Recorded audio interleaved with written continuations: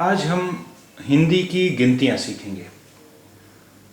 देखिए, गिनतियाँ अभी कुछ साल पहले तक, 10 साल पहले तक तो हिंदी में काफ़ी इस्तेमाल, हिंदी की गिनतियाँ काफ़ी इस्तेमाल होती थी। लेकिन अब हिंदी की गिनतियों की जगह अब ये इंटरनेशनल नंबर्स, जो अंग्रेज़ी के नंबर्स हैं, वही इस्तेमाल होने लगे हैं। अब हिंदी की गिनतियों का इस्तेमाल बहुत ही कम होता है, लेकिन फिर भी आपको जान लेना चाहिए। आइए देखिए उनकी क्या शक्ल होती है। एक, एक,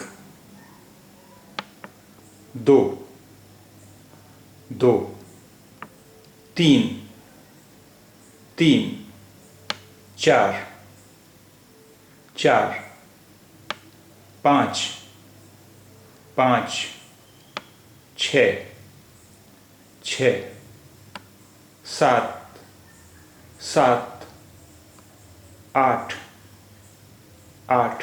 अब देखिए, आठ दो तरह से बनता है। एक तो ये है 8 और ये भी 8 है, दोनों तरह से बना सकते हैं।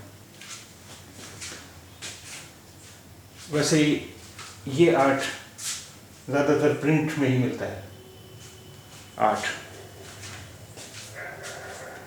फिर उसके बाद 9, 9। ये 9 को हम 3 तरह से बना सकते हैं। एक तो ये देखिए,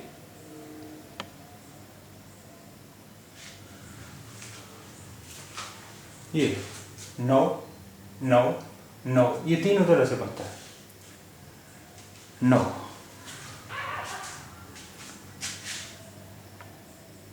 10, 10।